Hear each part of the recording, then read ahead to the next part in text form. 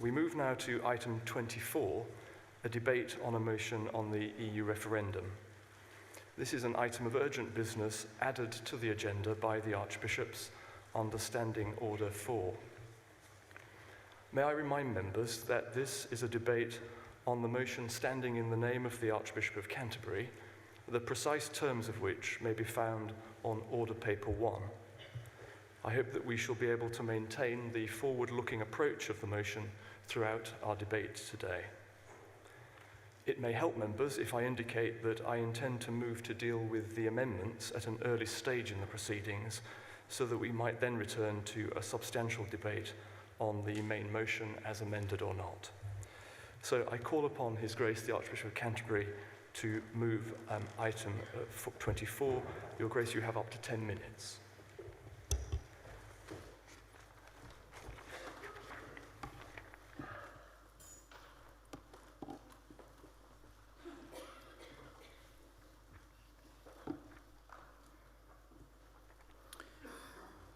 Justin Welby, Canterbury 1. The length of the referendum campaign, the high turnout, and the clarity of the result means, it seems to me, that whatever our view of what we would have preferred, we must now deal with the world as it is, and seek not merely survival after Brexit, if we were one of the 48, but the common good, the flourishing of all our citizens, and the seizing of the opportunities offered to our nation, above all, to witness to the kingdom of God. The referendum result was a huge event, either for good or bad, depending on your view, but in any case, huge. Earlier this week, the House of Lords debated a full 2 days, a very unusual event, on the referendum outcome. And as the debate went on, and I sat through much of it and spoke towards the beginning, it became clearer and clearer how big an event it is.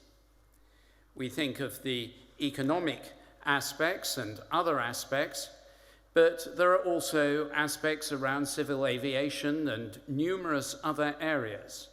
It seems to me to be clear that although we will leave the EU 2 years after the Section 50 notification has been given in all probability, the impact and the legislative programme that will follow will keep all of us occupied well beyond that period, in fact, beyond the active service of most of us at this synod.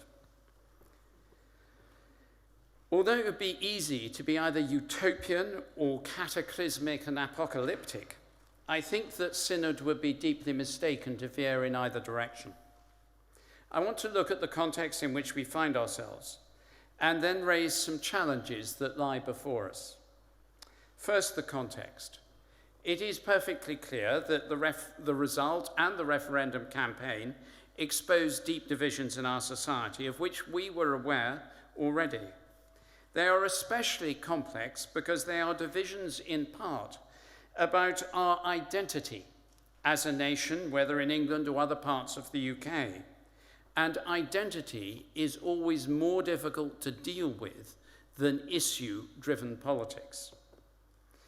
A key issue was around the questions of integration of those who have migrated here either very recently or over the last 2 or 3 generations, but also integration within the different parts of our society. And in mentioning that, it is also important to mention the question of integration of those of our citizens who live within the European Union. The Bishop in Europe, Bishop Robert, will talk more about that in a few moments, I suspect, if the chairman calls him. But we need to remember that we have over 2 million anxious expatriates outside these shores. We also have an equivalent number of residents in this country who feel fearful and rejected, many of them with very, very good reason. The result has released a latent racism and xenophobia in all sectors and challenges the prevailing consensus of tolerance and acceptance, thus threatening other areas of welcome liberalisation. And as I said, we are going to face a period of profound uncertainty. One of the greatest uncertainties is when and what is the effect of a Section 50 notification to the European Union that we intend to leave, whether it's ever reversible should we choose to do so, or whether once given, that's it, and how we negotiate during that period. Faced with such uncertainty, which will affect us economically, socially, spiritually, and every other way, I want to put before the Synod 3 challenges and a conclusion. The challenges are this. Alistair Campbell famously said to Tony Blair, "We don't do God." Well, I trust that the Church of England, and in particular this Synod, will in this debate and in the many that will follow it on the consequences of the referendum and the outworkings of that, give sufficient evidence to the world to be convicted of doing God a great deal. To do God means not to accept fear as the decisive force in our thinking, although we need to be real about its effects on us and the effects of insecurity. The eternal God is our refuge, and underneath are the everlasting arms. God is Lord of history and sovereign in events. We are in his hands. He raised Jesus Christ from the dead. He gives us the Holy Spirit to equip us to live as God's people in all times and circumstances. Paul reminds us that nothing can separate us from the love of God. The psalmist brings troubles and victories and lays them before God. This is a time for remembering the authority and power of God revealed in Jesus Christ, and of the good news that we have in our hands for all people in this land. All round the world, Christians suffer and yet trust. We can do no less. We are to be led by our theology, which must define our politics, our fears, and our hopes. If we are going to do that, we have to tackle especially the issues of integration. And integration, as I said, means not only with those who come from different cultures or who have come over much of the period since the Second World War from abroad, but also integration within our own land. And if we are going to do that, we have to tackle issues of inequality. We have seen the very sharp increase in child poverty, the signs that inequality is growing in our land. Greater equality seeks the common good and opens opportunities for aspiration in all households. The shock of Brexit must be one that forces us into a juster and a fairer society and a more equal one. And if we are going to do that, we must renew our commitment in the areas of education, the fresh vision for education, which has recently come to us. We must develop a workforce that is capable not only of using trade deals, but of trading under them. We must recognize that we are going to have to be agile, educated, and have that agility and education based in values in a way that we have never had to before. And those values best come through the Christian education that we offer. We need to renew our commitment to public health, to mental health, to housing, those areas which in the 19th century and in the late 1940s, we led the country with great courage and determination. We need to address integration vigorously and with courage. We cannot allow the 5th richest economy on earth saying it cannot afford to help the poorest people in earth. We need a forward foreign policy that is based in development and love for the poor, those caught in conflict and suffering around the world.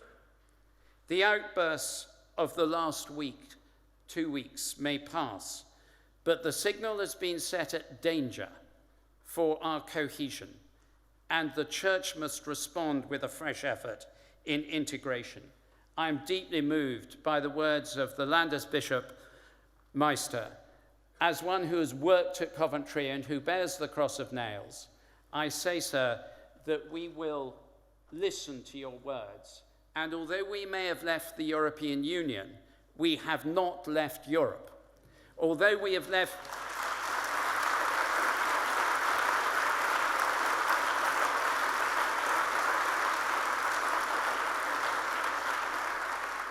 And although we have left, we will leave the European Union, although the politics may change, the cross of Christ and the work of the Spirit links us irrevocably to you forever. Lastly, a conclusion. The clearest inspiration for all this to those outside the church, the best way in which we will communicate, the way we bring hope in anxious times, is to be a holy community, and one which is recognized in its conduct as manifestly holy. That must mean that we keep the needs of the poorest in this country and around the world at the front of our minds. We must manage our own disagreements, whether over sexuality or other matters, with transparent love and delight, and not with words and actions that discredit the hope of unity. And we must be renewed in joyful and boundless love for each other and neighbour, expressed in action, shown in worship and prayer. These years of uncertainty that we face before us are a moment for the church to rise in its witness, confident in its Saviour, honest about its faults, committed to the truth of the gospel. This is not a time for fear. I beg to move.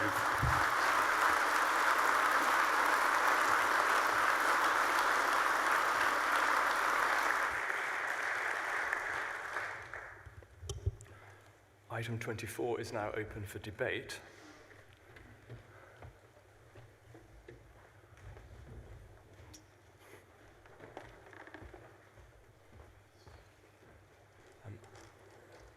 I call the Bishop in Europe, followed by, not because of episcopal command, is the Second Church of States Commissioner standing? Thank you, Mrs. Spellman. I've determined to give the Bishop in Europe 7 minutes, given the duality of his role as both Bishop in Europe and the Archbishop of Canterbury's representative to the EU institutions. Thereafter, the speech limit will be 5 minutes. Thank you, Mr. Chairman. Robert Innes, Europe 17. I am the only Episcopal member of this synod to live on the European continent, so I bear a particular responsibility for saying how recent events look from across the Channel. I live in Belgium, the country in which many of the battles of the 2 great wars were fought. Belgians see the EU as a vital part of the peace-building and reconciliation of post-war Europe. As I often say, you can't understand Brussels without first visiting Ypres. Everyone understands that the EU is imperfect, but my Belgian friends are deeply shocked and saddened that Britain is walking away from it. In our church in Brussels, the referendum result has caused the shedding of tears. I know men and women who have given their whole careers to building the European institutions. They contributed administrative and diplomatic skills of the highest order that were widely respected amongst their European colleagues, and now they feel their country has rejected their life's work. In my European diocese, a few people are pleased with the result. but many more are deeply upset. One older man in Paris said to me, "I have never been so ashamed of my country." A lady in Geneva said to me, "I have found it hard to stop being angry." Shame, anger, and deep sadness are typical of the emotions I encounter. My diocese includes retired British people living in Spain and rural France. They are desperately worried about how they will access healthcare, how their pensions will be affected, whether they will even have the right to remain. These are often not particularly wealthy people, but ordinary working people who thought that they could safely retire to a warmer place. And they now fear becoming pawns in a complex negotiation about migration. Let me be clear. From my European perspective, this referendum and its result represent a sad loss of national vocation, an abject failure of political leadership, and the squandering of the birthright of our young people.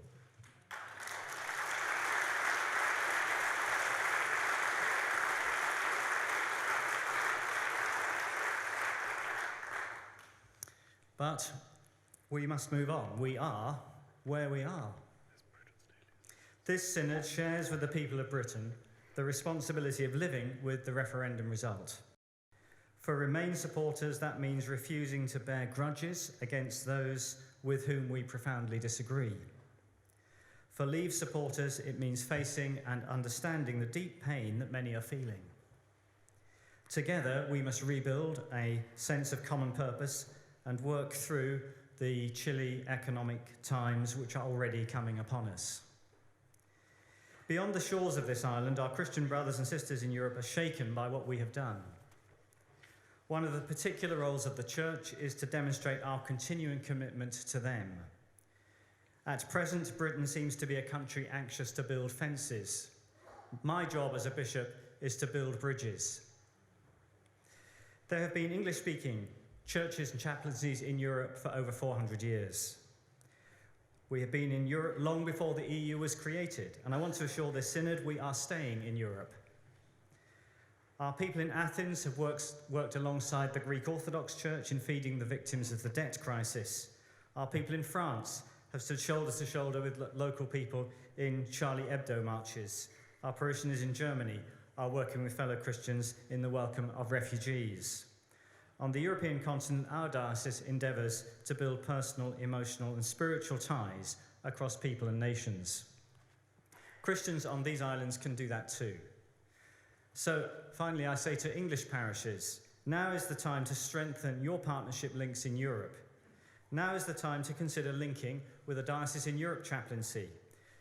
Now is the time to write a friendly letter to someone you know in a European church. The referendum has severely disappointed many of our European compatriots. Whichever way we voted, now more than ever, we Christians must work on cross-border, cross-European bonds of friendship, understanding, and trust. I close with a poem that has some prophetic words to say from our generous island Anglican spirituality. No man is an island entire of itself. Every man is a piece of the continent, a part of the main. If a clod be washed away by the sea, Europe is the less, as well as if a promontory were, as well as if a manor of thy friends or of thine own were. Any man's death diminishes me, because I am involved in mankind, and therefore never send to know for whom the bell tolls. It tolls for thee.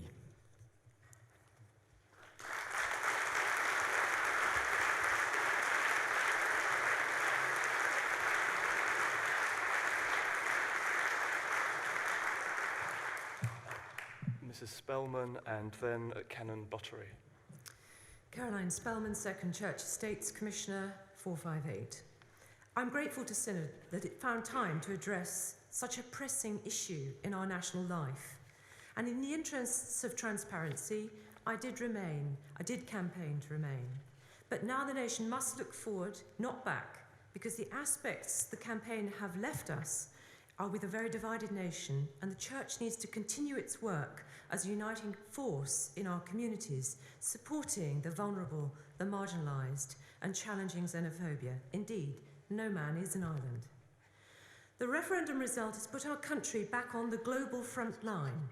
No longer under the umbrella of the EU, we'll have to tackle the challenges and inequalities which are exacerbated by globalisation, climate change and migration in a way we've not done for years. The bishops in Parliament will need to keep a close eye on the government to ensure the country retains its diverse, internationalist focus through the aid budget, G7, G20, NATO and the UN. And the Church can feed back to Parliament the impact of the EU negotiations are having throughout the Anglican Communion worldwide. As we move forward, for the UK to succeed in a wider world, we'll have to work harder to genuinely bring the whole country with us on our journey ahead. We as the Church of England have to think afresh how we reach the vulnerable and marginalised. In this respect, I commend the Mission and Public Affairs work on welfare reform and the thinking afresh about welfare report from Malcolm Brown. The Church has a particular mission to the communities it serves in the UK and around the globe. We must seek to address the very real concerns and divisions which have come to light during the campaign, and take steps to heal those divisions. I've been deeply saddened, as I'm sure many of you were, to see these stories of increased racial hatred against EU citizens, as well as those of other communities who may have been here for generations. I listened carefully to the anger expressed on the doorstep, and I know that one of the greatest challenges, both for the Church and for Parliament, will be addressing its causes. We need that model that comes from Leviticus, where it says, "Do not seek revenge or bear a grudge against anyone among your people, but love your neighbour as yourself." Given its timeless significance, small wonder Jesus emphasised that last phrase, to love your neighbour. The Church must be seen in its communities, visibly living out its mission to break down barriers and build bridges.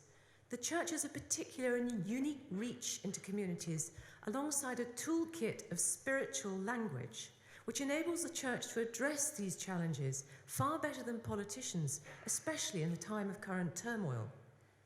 The Church and the state need to work together effectively to heal the country, socially, economically and politically, and we need constructive engagement as critical friends. A really good example of this is the Near Neighbours project, which has proven that for only a small investment, thousands of community projects can be launched, impacting the lives of over 1 million people so far. And the funding by DCLG in its third phase is timely and allows the Church to disseminate best practice across its networks. It's also proven it can be practical and appropriate to use the Church of England parish structures and its public duty of care for all souls as an alternative means to deliver public policy aims where these are consistent with the gospel. The nation, as the Archbishop of Canterbury set out in the House of Lords this week, needs a vision and a set of values to which it can reconnect at the start of the process as we negotiate to leave the EU in the years ahead. This is a great opportunity for the Church to step beyond its walls and engage with our communities. This is the time for the parishes to work together, as Paul wrote in 1 Corinthians, just as a body, through one has many parts, but all its many parts form one body, so it is with Christ. The Church has the potential to offer great leadership in this area and can bring healing and a listening ear to our communities. To conclude, to take an excerpt from one of the prayers we use in Parliament every day, my prayer for this synod is that we will lay aside all private interests, prejudices and partial affections in the hope that all our counsels may be to thy glory. These next few years are a great mission of opportunity for the Church of England and the Anglican Communion that I hope we can all grasp.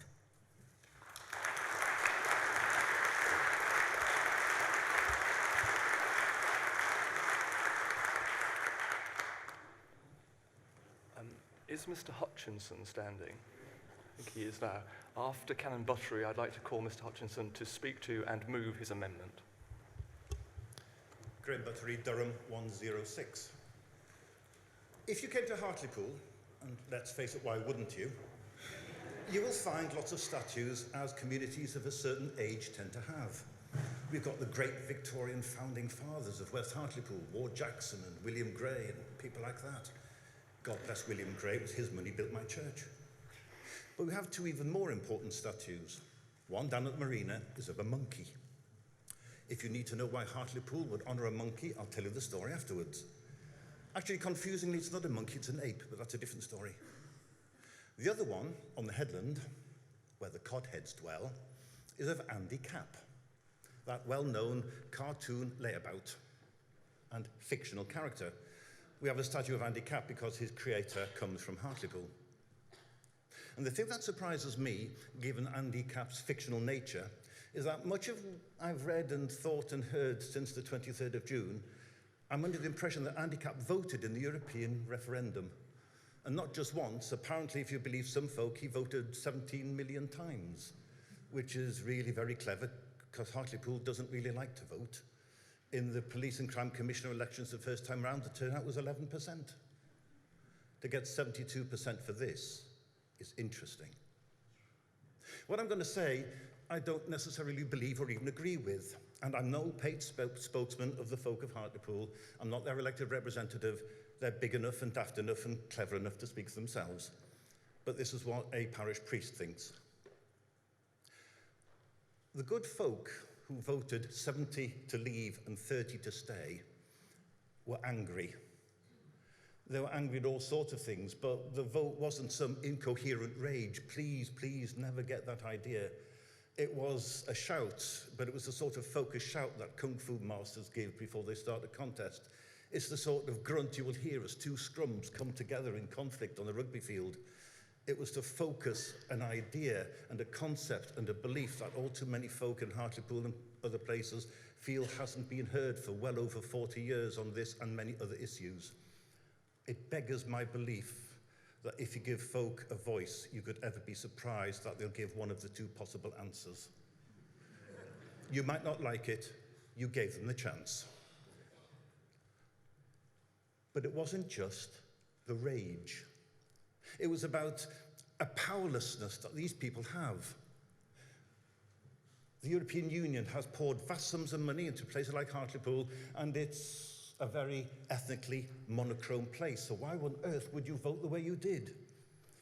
Well, since we joined the European Union, the shipyards have sunk, the coal mines have collapsed, the steel works, dare I mention it, have rusted, and the chemical works have dissolved. The jobs that came were Lass's jobs.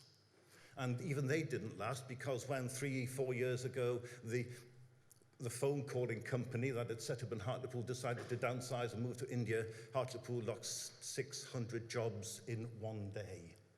And in a community of 95,000, that is not clever.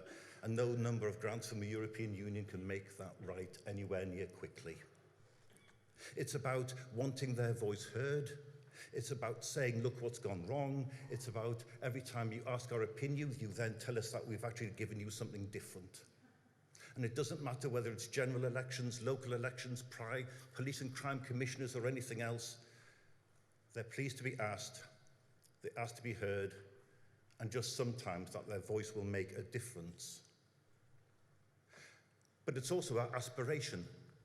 It's precisely because they're such a monochrome place that actually they quite like other folk, even folk from as far away as Stockton. They still think you need a passport. But it's about the idea of a community which is gone, or which they have, which they've never had. You want to see the difference, what happens when local folk make local decisions with lots of money and power, then come to Dyke House and I'll show you what a big local is like, and the difference it can make. These people haven't had that power for a very long time, if ever, and they just want a bit of it to make a difference. I'm pleased at the motion we have before us, which calls about unite, and uniting not just so we have a forward-looking country, but that we make a difference in the world. So let us indeed unite, Archbishop. Let us unite about some of the themes you've said. Let us unite around a workforce which doesn't have the tyranny of 0 hours contracts, which moves jobs anywhere except Hartlepool, mysteriously. Let's unite around an education which is universally available for everyone, where you don't get older and sicker and die earlier the more you move across town. Let's have the sort of aspiration and hope which doesn't have divides of north, south, east, west, or anything else. Let's start here and now and appreciate the voice and talents God-given of every single person.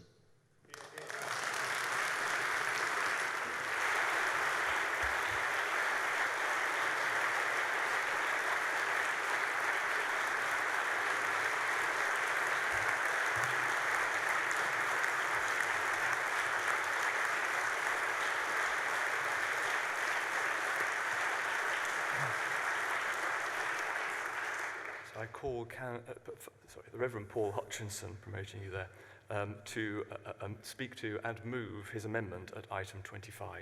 You have 3 minutes. Paul Hutchinson, York 243. I was in Hartlepool on the 23rd of June.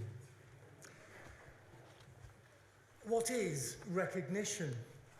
At its most basic, it is a recognition, a bringing something back to thought, maybe a well-known face or a familiar path. Well, I doubt many of us will need to bring the referendum back to thought at this point. It has been the new reality of these last 2 weeks, a new reality that has seen a major rise in hate speech and hate crime, a new reality that has shown us that those communities, vulnerable and marginalised, like Hartlepool, like Sunderland, where the last speaker and I have both previously served, those communities may have power in some sense, but also they are now very vulnerable to being the most affected by the cost of change. This is a hard and difficult new reality. But recognition isn't just simply a bringing back to mind. It's also a word that carries overtones. Overtones of approval, acceptance, acknowledgement of legitimacy or authority. Ambassadors are recognised at court. New countries and regimes are recognised by the existing family of nations. Experts, yes, experts, remember them, they are also recognised as such. Many of us here are, I think, struggling with these overtones of approval or acceptance in relation to the referendum. Many of us are well aware of the unretracted misrepresentations in the campaign. Many of us are conscious that we were given referendum legislation with no provision for its outcome. And we know too well that the process lacked the requirement for a special majority that major constitutional change would normally need here in Synod and elsewhere. We have heard voices of regret. We have heard campaign leaders step back. We have had our eyes open about the lack of clarity that the vote has delivered. There is a great deal about which we are unsettled. So for those of us who struggle with the overtones of approval, we need a new word, a word more neutral than recognises, a word that allows both those that are happy with the current status and those who are not to stand alongside each other and the archbishops in this motion. I offer the words mindful of as that more neutral replacement, and I invite Synod to approve this amendment so that those with reservations about where we now find ourselves don't have to recognise the result and can vote with a good conscience for the main motion. I move the amendment that stands in my name.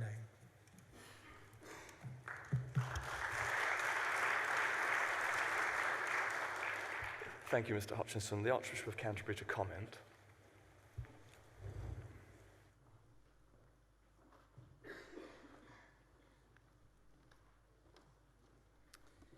I am very grateful for the suggestion of the amendment, and thank you for the way in which you put it forward.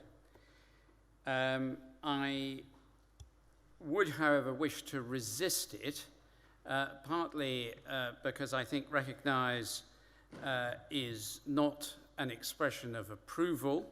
You recognise things you dislike, like Brussels sprouts, or garlic in my case. You recognise people with whom you have difficulties, you recognize challenges. It doesn't mean you approve of them. It merely means you acknowledge that they exist and you don't try and pretend otherwise. And I would want to resist this because I think it could make the Synod look as though it was saying that we rejected the result of the referendum in one way or another. I think that might be the subtext that would be interpreted, and that would be unhelpful. Thank you very much.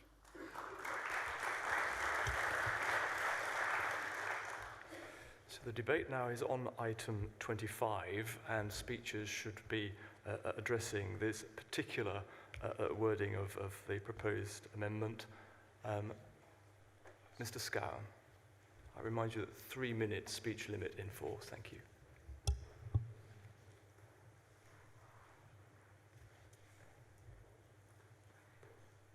Clive Scow, London 358. Despite His Grace's warning, I want to support this amendment because I don't think it would be saying that this Synod rejects the outcome of the referendum. I think it recognises its true status, because I think we're in danger in this country of falling into a constitutional heresy. We are a parliamentary democracy. It is Parliament that legislates for us. It is not advisory referenda. That referendum was a clear expression of view by a narrow majority. Actually, less than 40% of those entitled to vote voted to leave. To say that this, therefore, has to shape the future of our country forever is not only, to my mind, folly, but it is simply flies in the face of the constitution under which we are governed in this country.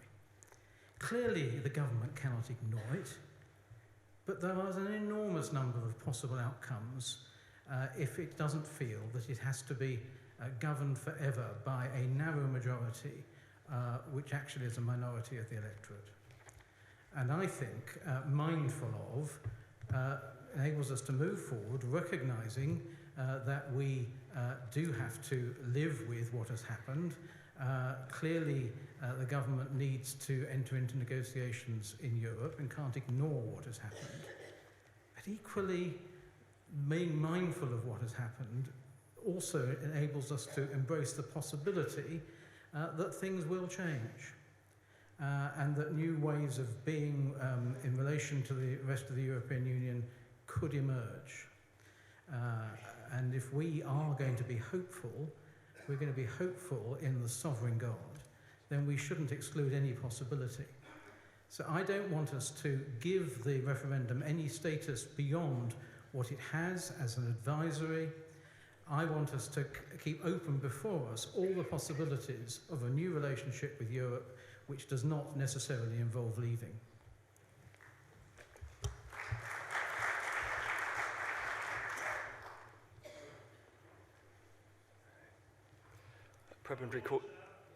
I just called Prebendary Cordell. Point of order?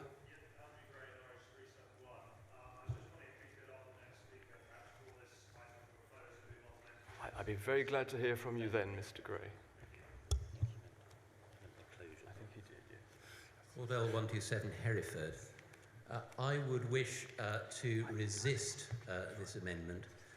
I had the privilege a little while before the referendum of chairing a hustings meeting in my church. 250 people turned up. It was an extremely boisterous, lively, polite and highly engaged occasion in which very many members of the public, a lot of whom would not normally be in church, were there. It was a privilege to be involved in it. During the days that followed, partly as a result of the profile that the church was able to have, I had more conversations about politics and indeed the gospel than I have had with a great many people before or since. that too was a privilege.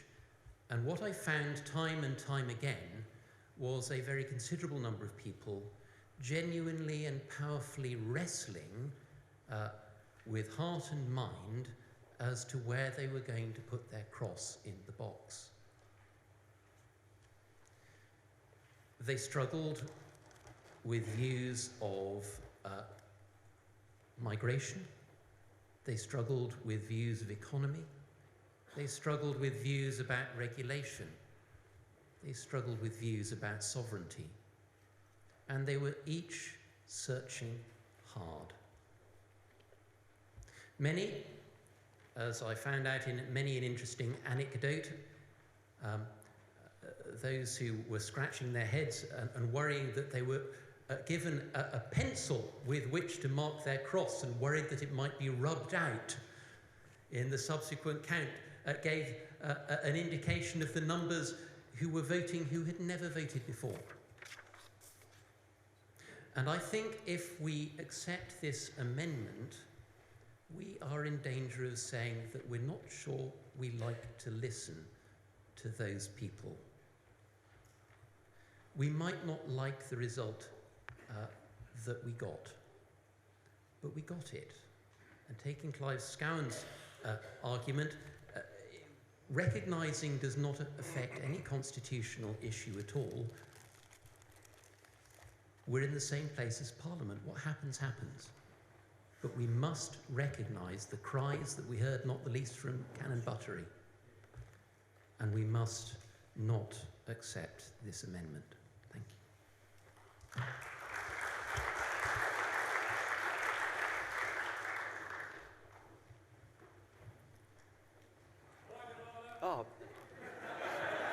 Point of order. I think I heard you, Mr. Freeman.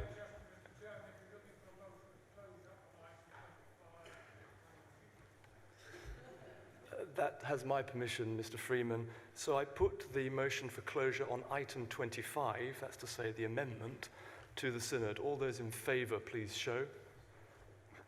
Thank you. All those against? That is clearly carried. So I would now like to call Mrs. Barron. So sorry.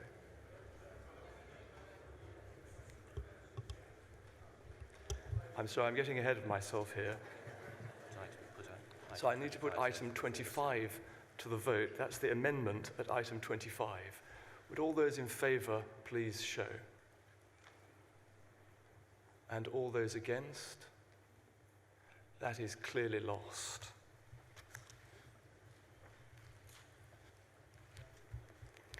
So now I would like to come to invite Mrs. Barron to speak to and move her amendment at item 26. Enid Barron, 350 London Diocese. I think this counts as my maiden speech. I asked a question last time, but I haven't really spoken before. I must say I welcome heartily the inclusion of this debate in our session and fully support the words of the motion. However, in putting down the amendment which stands in my name, I would like to see the original motion go further. The referendum campaign itself, the results of the vote, and what is now happening have opened up wounds in our society which have been festering for some time, and this was made very clear by the Archbishop in his opening speech. As Christians, whichever way we voted, and I put my hands out and say I voted to remain, we must surely want to work to heal the wounds and to address the underlying causes of the diseases which manifest themselves through these sores. Probably the most ugly of these sores is the vicious racism we've seen in some areas, but there are also issues of poverty, unemployment, marginalisation and hopelessness. It is excellent that the Archbishop has issued this rallying cry to all members of the Church of England to help with others in building a generous and forward-looking country. And of course, the Church must always be there to give hope. But I believe the Church would appear far more credible if the motion went beyond exhortation, and that is why I have tabled my amendment. As members of the National Church, we need to step up to the plate and give leadership, especially at this time of apparent absence of leadership in civil government. I have suggested my amendment in order to give a little more substance to the original motion. I have no wish to detract from it. This is meant to be in addition, and it's not everything that could be done. I've said as a minimum. It doesn't require, it recommends, and it's not prescriptive. But I think it's a start to putting flesh on the bones. So you can read the motion. I've suggested each bishop as a minimum specifies somebody who can take this forward in their area and build on the valuable work already done by the church. I feel that too often the church appears to the rest of society to be irrelevant. We are not, and is surely completely in line with renewal and reform agenda to make this abundantly clear. Let us be brave, let us do God, and show our worth in helping to address the ills revealed by the vote to leave the EU. I beg to move the motion which stands in my name. Sorry, it's not a motion, it's an amendment. I apologise.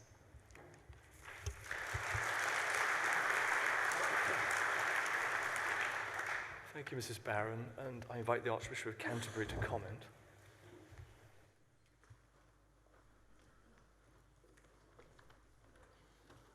Justin Welby, Canterbury 1. I'm very grateful to Mrs. Barron for her proposed amendment.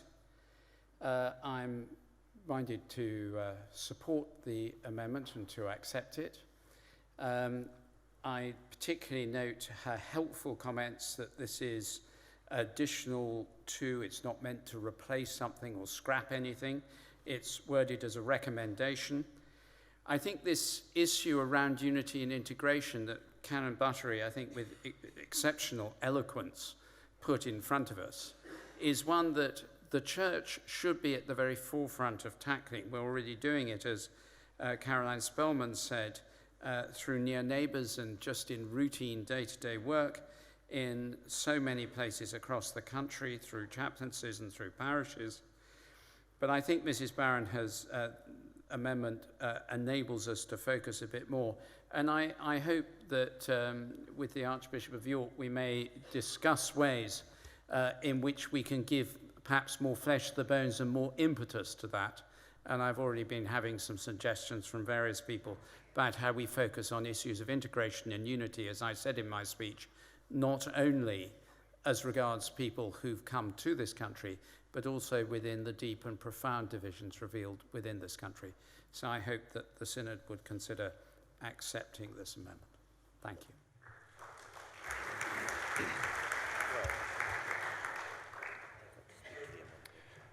Item 26 is now open for debate.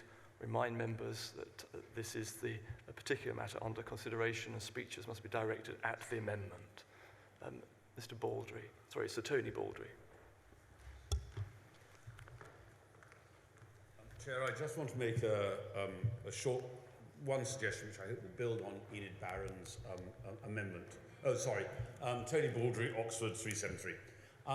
The St Ethelburga Centre for Peace and Reconciliation in London, of which the Archbishop of Canterbury is patron, has for many years been developing a programme of training peacemakers. And we focus our work mostly on training young people, millennials, who go back into their communities as peacemakers, doing community work in various communities in and around London, working with refugees, working with many other people. It occurs to me, it's difficult for us to reach much beyond London, but it occurs to me there's absolutely nothing that should stop us from training trainers from dioceses. So if any diocese was interested in sending people to St Ethelburgers to have the training programme we have in training peacemakers, we would greatly welcome that. And in that way, hopefully, we could extend the work that we do into other parts of the country, so other dioceses, building on Enid Barron's amendment, could also train peacemakers at community work and community reconciliation. Point of order, Mr. Freeman. That has my permission, so I will put it to the Synod The motion for the closure of item 26 has been proposed. All those in favour, please show. All those against, please show. That's very clearly carried. So I put item 26 to the vote. All those in favour, please show. All those against, that is clearly carried. So we return now to debate on the main motion, item 24, as amended by item 26. I'll call Dr. Rosemary Mallett. A 3-minute speech limit is in force.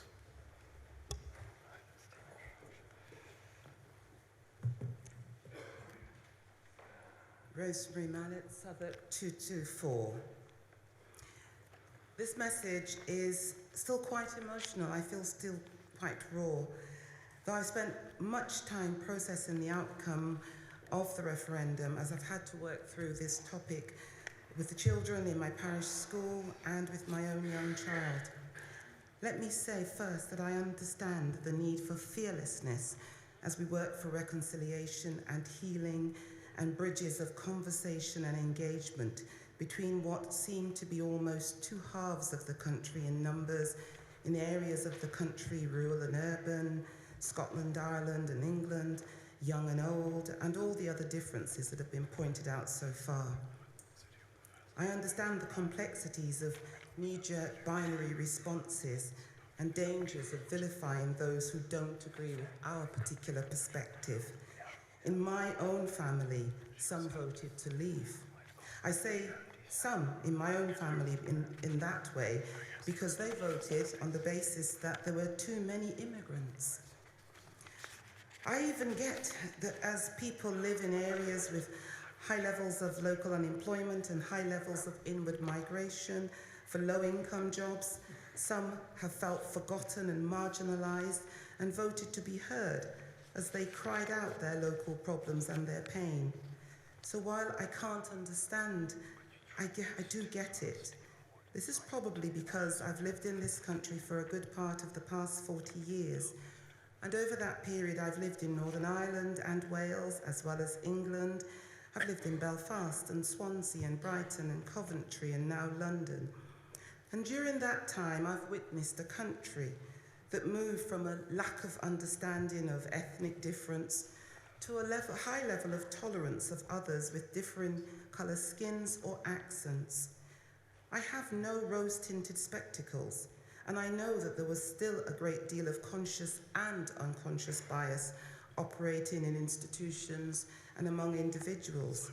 But I felt that in most circumstances, I and those like me, different to the majority members of the UK by ethnicity and colour, could be myself and be accepted. I don't come from a polarised position thinking that all BAME people hold the same views as me. My own family is very blended and integrated with all different ethnicities and colours making up our family. And I know it holds true for many people here too.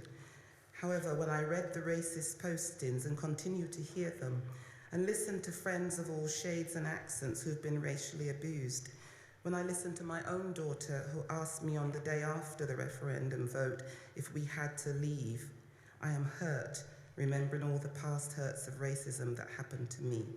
So yes, let us as a church continue to speak and demonstrate the open, inclusive and affirming love of Christ that is our USP. Let us continue to work to build bridges. But some of us now find ourselves consciously moved back into the vulnerable and the marginalised categories and have our identity questioned. And some of us are scared and really hurting.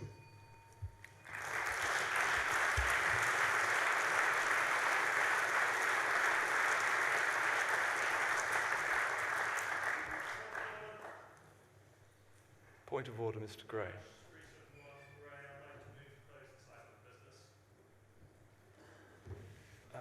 I would like to hear some more debate, and if you wish to try the mind of the Synod later, we'll receive it then, but we'll continue for the moment. The Deputy Prolocutor of the Province of York.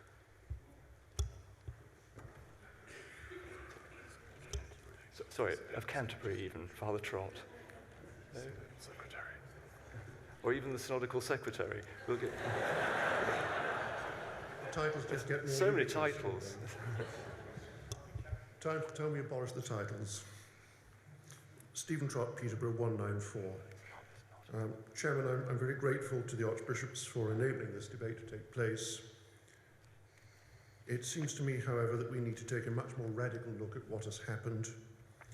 It seems to me that the referendum has revealed a shifting of tectonic plates in England, comparable to what's happened in Scotland, where politics has shifted away from the old parties and the old politics and has replaced them with a new party which is partly protest, partly nationalist, but above all a rejection of Westminster and the political and financial world which it sees subsisting there.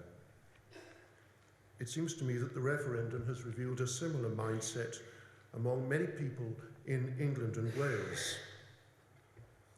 And there's a disturbing sense of unreality as leadership elections now take place or do not take place, we don't yet know, among the Westminster parties. I think there's every reason to think that when the next general election takes place in 2020 or sooner, those parties at Westminster will face the same rejection at the polls as they've experienced in Scotland. The reality of how politics and economics are widely perceived can be now seen, revealed in the regional referendum results. Apart from the prosperous centres in London and certain cities, most of England and Wales have, by majority, rejected a political narrative which has prevailed since the 1960s. The polls also indicate that a majority of Christians reject what we have come to share in political life, in economic life in this country. The problem is there's a deep democratic deficit. And the Westminster consensus, which it seems to me that people are rejecting, includes the church as an institution. And so we need to take account urgently of the decision by a majority of UK citizens, actually I think, to vote against Westminster and its political narrative. I think that we have to engage much more closely and effectively with people throughout this country and hear what they're saying about politics and economics and find ways to support them, the working people who feel disempowered, who feel that their democracy has been taken away, who feel that they have only had this one opportunity to say what they really think to the political classes. I think we need to hear their voice much more loudly and clearly, and we need to find ways in which we can engage with that voice and that rejection of our settled political narrative.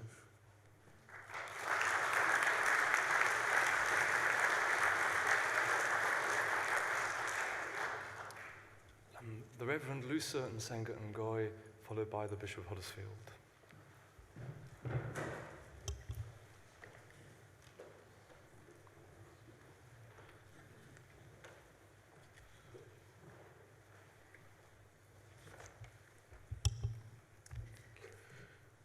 Lusan Sengangoi, Rochester 201. Thank you, Chair. I wholeheartedly welcome this motion as it lays out the basis of the kind of society I wish to be part of. One in which equal value is assigned to every human being, regardless of age, gender, ethnicity, creed, or any other characteristic. As a child of the Congo, I know all too well and understand the aspirations of any nation for autonomy, self-determination, and independence. But as evidenced through humanity's history, independence is always best stated in commonality of purpose and value. It is always best experienced through interdependence. Sadly, the prevalent narrative of stigmatization and polarization around Brexit has not contributed in fostering a vision of mutuality of purpose and interdependence. Instead, we're witnessing an increase in racist and xenophobic expressions and behaviors. I'm a proud father of 2 beautiful children. Like most parents, I formulate a number of dreams and aspirations for their future. As I watch them grow, I'm overcome by fear that the dreams of their father may ultimately not come true. I'm painfully aware of the reality that by virtue of their ethnicity, there is no level playing field for my children, and sadly even within our church. The credibility of the church's voice on this issue depends on the extent to which we can be seen modeling within our own structures what we are advocating. On the issue of racism and xenophobia, as in other issues, unless the church is seen to be living out what it is espousing to the wider society, its cause ring hollow. For the past 3 years, I've been acting as chair of the National ME Vocation Advisory Group. The group is tasked with the responsibility of addressing the historic imbalance in terms of vocation to ordained ministry. Last year, we produced Everyday People, a booklet relating vocation journeys of many women and men from a minority ethnic heritage. All the testimonies in the booklet spoke of positive outcomes of people's vocation journey. Sadly, our evidence demonstrates that the normative experience of ME Anglicans exploring vocation places them in a system that can be at best described as opaque, framed in the hermeneutics of suspicion and stereotypes. There are many ways those who are excluded feel and interpret that exclusion. An example that many of us are familiar with and may not appreciate the impact of is the usual iconography in our churches, which reinforces that exclusion felt by so many. As we brace ourselves for a possibility bumpy ride amidst political and economic uncertainties, the church must lead the way to demonstrable change with courage and audacity.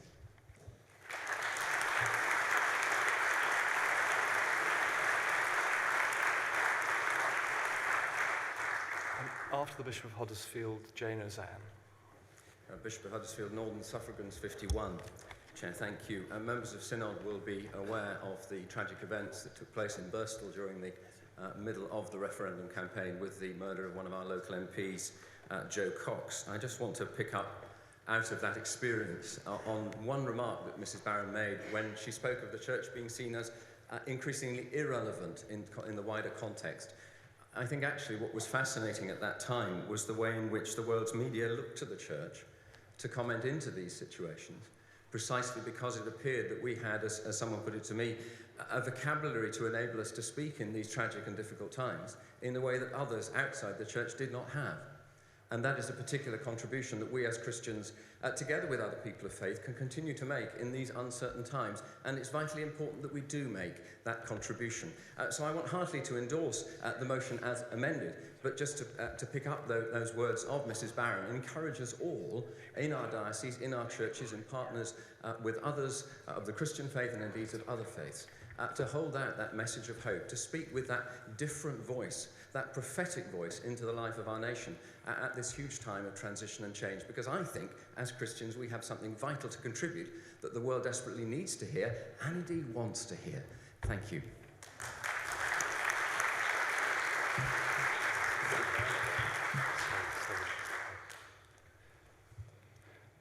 After Miss Ozanne, Canon Butler. Jane Ozanne, Oxford 379. I warmly welcome this debate, but I would like to encourage us as a church to learn from it. It's only this week that we've had the Chilcot inquiry, which has shown us what we've all known, that winning peace is far more difficult than waging war. And I would suggest that this debate, which so focused on winning a war, made no plans for winning a peace.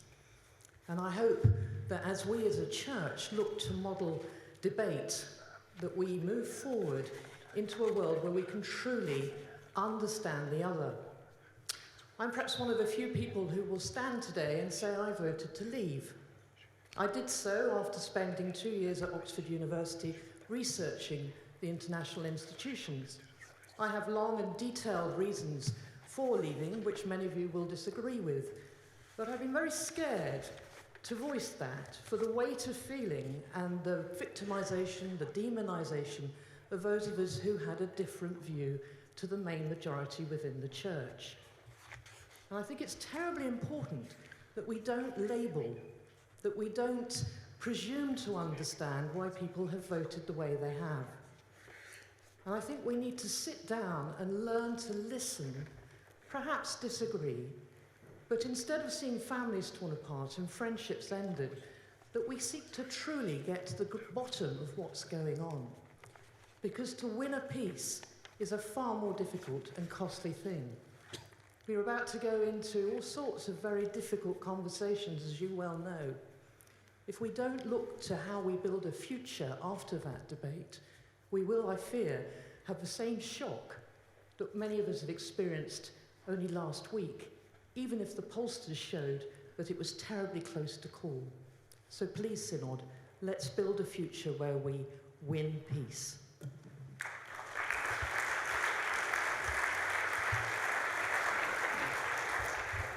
After Canon Butler, Canon Wharton. Simon Butler, Southwark at 219. Ms. Ozanne has said most of what I want to say, so let me just say this.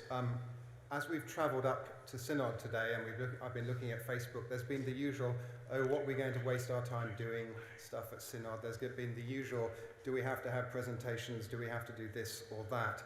And particularly, why are we spending 2 days in shared conversations has been around and around and around. It strikes me that the gift of the prophetic gift we have now of having 2 days where we learn whether it's possible to disagree well is a good opportunity to do something that we might well see as a gift to our nation and that we can take back from here and model in all sorts of different ways, not least over the ways in which this has deeply exposed the scars and divisions in our nation. So let's see the opportunity of the next few days as an opportunity to learn to do something that we can then speak with more confidence to the nation. And I would just urge those who are sorely and honourably tempted to stay away on Sunday, Monday and Tuesday for the sake of this wider issue to think again and come and join in.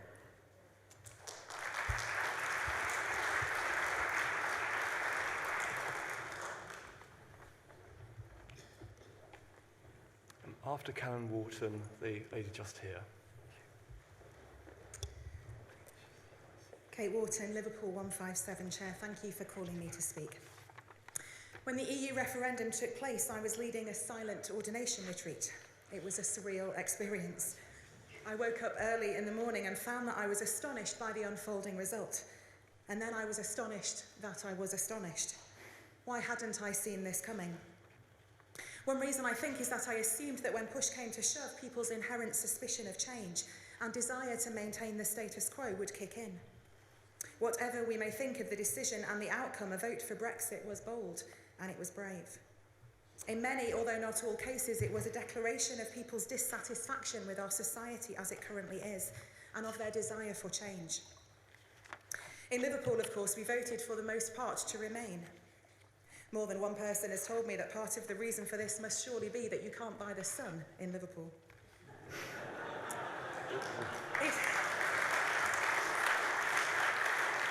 It is true, nonetheless, that in many deprived areas, the length and breadth of England, many people voted overwhelmingly to leave. Without commenting on any personal opinions about the vote and recognising that not all people in deprived areas voted to leave, and not all people who voted to leave were from deprived urban areas, nevertheless, what was it about? What was going on? I think we have to recognise that for vast numbers of people in our inner cities and urban estates, life is incredibly tough at the moment. There is unimaginable deprivation. People feel forgotten, ignored, neglected, abandoned, rejected, despised, disempowered, marginalised. They are voiceless. They don't think that anyone cares about them or is on their side. They have lost confidence and faith in politicians, but often also in many other public sector organisations and institutions. As the church, we have an amazing opportunity, but not just an opportunity, a responsibility, a duty. Whatever we may purpose about the issues around Brexit, we need to recognise that for many people in the poorest churches and communities we serve, their vote was cast as a protest against the way life feels for them right now. So as the church, whatever happens in politics, let's be the ones who stay. Let's be the ones who stand alongside. Let's be the ones who listen. Let's be the ones who advocate. Let's be the ones who feed and clothe and care and advise and support. Let's be the ones who speak out for and with and on behalf of. When it feels all others have abandoned our inner cities, we must not. With permission to close, I'll quote Bishop Philip North's recent Church Times article. This referendum shows that it is time to renew the urban church. If the political classes can offer only austerity, abandonment, or cynical exploitation, it is vital that the church speaks more loudly than ever the language of hope.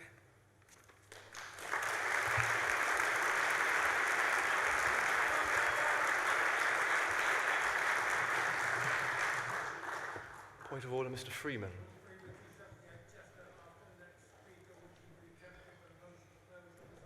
I think you might be able to tempt me then, Mr. Freeman. Thank you. After the next speaker, to whom I apologise for not being able to call you by name. I'm sorry. Fenella Canningsjerd, Salisbury, 401. Something that's been touched upon by many of the speakers, particularly by the Bishop of Europe, is the impact of this vote upon young people. What I would like to emphasise is that our mission to young people and our response to Brexit can't be disentangled from each other. My experience as a young person in a university setting is that there is a genuine sense of despair about what the future holds for British and for European students alike. The gospel is a gospel of hope. Now more than ever, it's important to reach out to those young people who are struggling and who are scared, for whom hope is sorely lacking. The gospel of Christ will not solve their problems, but it can and will offer a light in terms of darkness, and that's what we should really be considering. Thank you.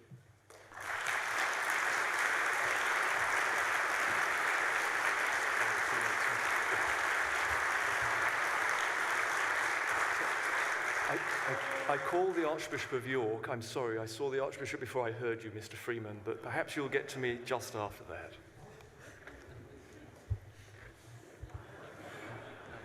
Your Grace, you have 5 minutes. Thank you, Mr. Aidan Hargreaves-Smith, members of Synod. I was with a group of 34 teenagers from Holy Trinity Academy in Barnsley and from Archbishop Holgate's Academy in York on pilgrimage to Thésée in the south of France when we heard the referendum result. I witnessed utter shock, sadness, and anger of young people from our own country who, in the few days that they had been there, had reached out in friendship and fellowship with other European young Christians. To them, it seemed to make no sense at all. They found themselves having to apologize repeatedly how sorry they were. But Thésée's worship, Bible studies, and communal eating and drinking came into their own, giving hope to those young people. And despite the fact that a week is a long time in politics and that the 2 weeks are an even longer time, wounds are still sore and there is a sense of unreality about the days in which actually we're living. Worst of all, those who habitually look out for any excuse for xenophobic extremism and racism violence again have seized upon this as legitimation, as an encouragement actually for their activities. Though condemned by Remainers and Brexiters alike, it is sad reality of the situation we're in. Now, mostly in situations of conflict, we call for unity and reconciliation too quickly, mostly because the anger of others, as well as our own, is unbearable and painful, and we indeed want to end it. But it can't end until it has been faced, and it cannot be faced until it has been allowed out. We have to find ways, not violent ways, of allowing it out.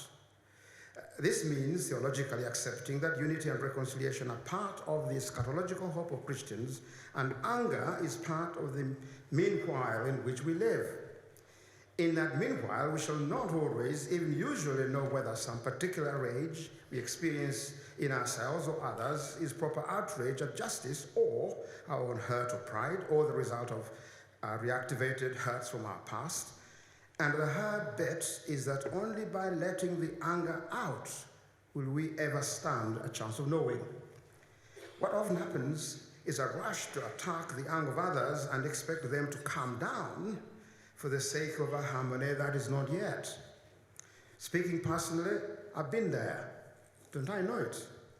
The truth is, and many of us have wished it were not, so God is in this for the long haul. A dear friend's mother of 96 said, "Isn't it time God called it quits?" A good question, but God hasn't indeed, and has promised not to do so. That must mean that even our worst rages may seem only destructive, but are nonetheless indispensable energies needed for the coming of the kingdom. That must mean that in ways we cannot see, the anger fueled by Brexit vote and the anger engendered by it are both energies we need for future human flourishing. So we had better not calm them too soon. It will be a mistake to react too swiftly. Do you remember the Gadarene swines? Aristotle has something to teach us. Anybody can become angry. That is easy. But to be angry with the right person, to the right degree, and at the right time, and with the right motive, and in the right way, that is not within everybody's power and is not easy. Wherefore goodness is both rare and laudable and indeed noble. As the Apostle Paul says, be angry but sin not, and that's not easy. Total transformation means the changing of lives so that the maladies that cause division are eliminated.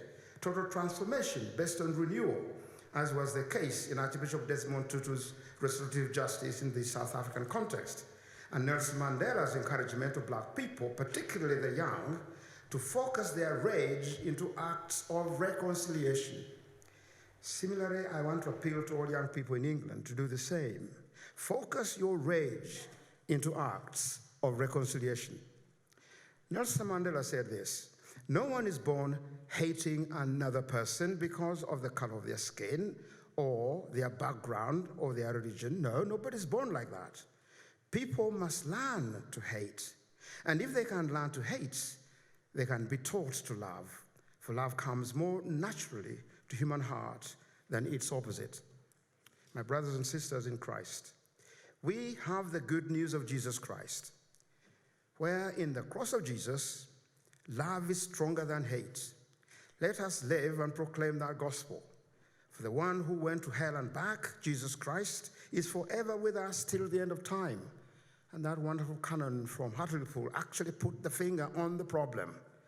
Don't quickly run away from the anger. Let's find a way of letting it out in a way that becomes very creative. So let us look to him, the pioneer and perfecter of our faith. He endured the cross, disregarding its shame, and seated at the right hand of the Father. And even so we say, come, Lord Jesus, come.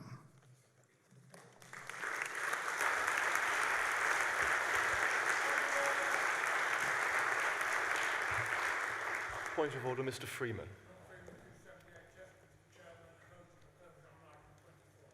I'm willing to test the mind of the Synod. Mr. Freeman has proposed a motion for closure on item 24. All those in favour, please show. And all those against? That's very clearly carried. So I invite the Archbishop of Canterbury to respond to the debate. He has 5 minutes.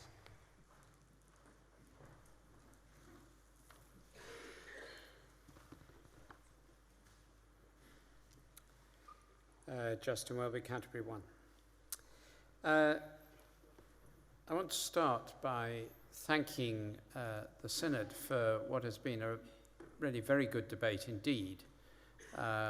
Certainly one of the most thoughtful and well-spoken that I can remember in my rather short time in the Synod, but nevertheless it's been most helpful. And thank you especially to all those who spoke, but also to those who had prepared to speak but were not able to do so.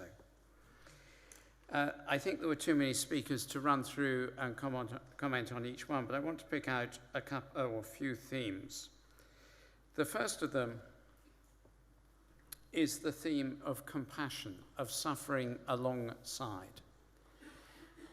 I think we heard clearly from a number of people both the pain that is felt in amongst categories of people who voted very strongly to remain but were part of the minority, and among those who voted to leave, but are in a community in which they are in the minority, although in the majority of the whole country. And we need to recognize the pain that there is and that has been raised and caused through this referendum. And as a church, we need to find ways of demonstrating that we hear that. To do so is not to demean the majority. This resolution recognizes that the referendum took place and the result happened. And we do not, in any sense, reject that or hate the majority, quite the reverse. It was a robust and vigorous campaign, sometimes too much so, but generally speaking, it was one in which more people than for very many years took place. We must not in any sense demean those who by a majority voted to leave. But compassion means listening carefully to what Bishop Roberts said and others said about the genuine anxiety and pain that is felt by many members of the Church of England in the diocese in Europe and within England itself at the outcome. We cannot demean them either, and much comment in the wider media seems to have done so. As Robert said, they are by no means all comfortably paid, excessively pensioned bureaucrats, if such exists at all, which I doubt. Many of them have moved to Spain and places like that where I've taken retreats in some of the archdeaconries there, or in the archdeaconry there, and have seen that already the effect of a declining pound has left them in grave and difficult situations which have become more so. They are experiencing very genuine poverty and need. Secondly, we need to acknowledge fear. There is deep uncertainty about where we are going across the whole country, and that was raised in a number of speeches. Going back again to Cannon Battery, the way in which this may impact inward investment, the way in which this may impact the future of large employers in communities that cannot afford large employers, is something that is both unpredictable and a reason for anxiety. As the church, how are we going to stand alongside them? Thirdly, I think the Archbishop of York put it most clearly. It is often too soon to talk of reconciliation and healing, and that has been my very long experience, not only here, but in places of war and civil conflict where thousands of people have been killed. If you speak too soon, while literally or metaphorically the guns are still blazing, it shows that you are not listening. And the Archbishop put that extremely clearly. And we need to find a way in all our local communities and chaplaincies and wherever we are of demonstrating that we are listening carefully in the way that Canon Graham and the Archbishop put so eloquently and clearly, whether it's with younger people who see a future of deep uncertainty which they did not expect, or whether it's with people who find themselves marginalized. As someone spoke to me recently, having attended a meeting in the northeast of England, an area that I know with much affection and some experience, when they spoke of gross domestic product of GDP, someone shouted from the audience, "It's your GDP, not ours." We need to listen. And we need to recognize the huge mountain that we have yet to climb. This is going to take, as I said earlier, a very, very long time we need to brace ourselves for a long process in which the needs expressed to this church in its national role will become larger and larger and more important, that we rise to meet them, not with our own resources, but with the resources of the God who raised Jesus Christ from the dead. For as always, in all human situations, because of the God we worship, this is a time not only of fear, which we must hear, of compassion, which we must show, of patience, which we must practice, but of opportunity, of hope, of gift, which we must receive and pass on in abundance.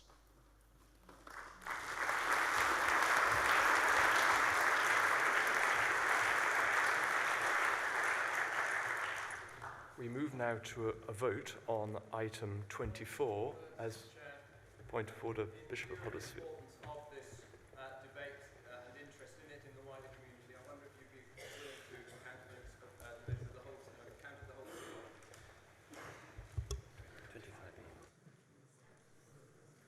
If there are 25 members standing, we shall have a count of the Synod.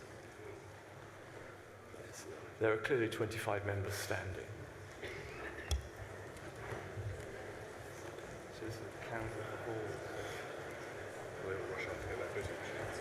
Sorry? They will rush out to get their voting machines.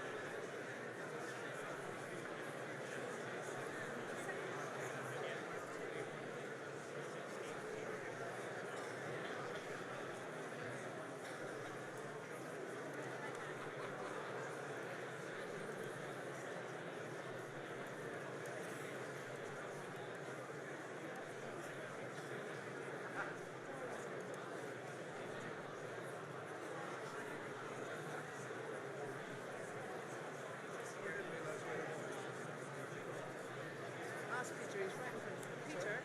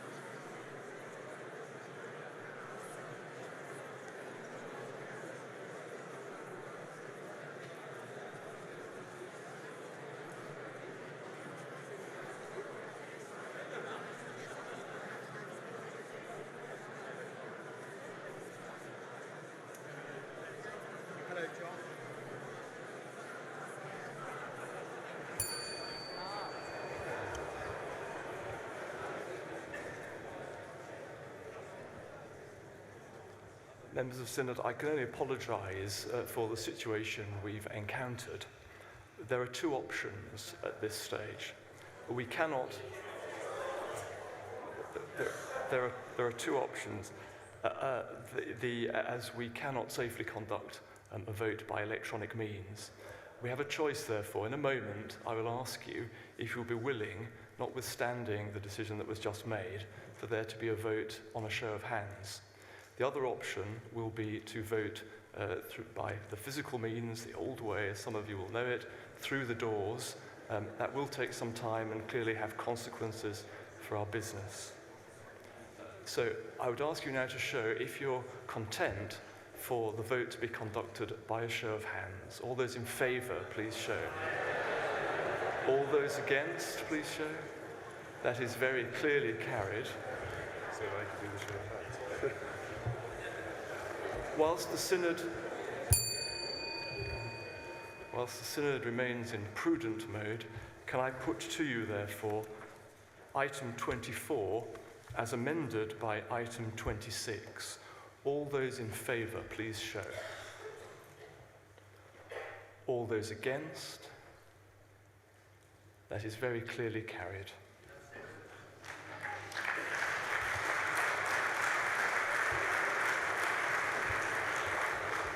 Thank you, Synod, for your patience at the end of this debate in particular, and that ends this item of business. So,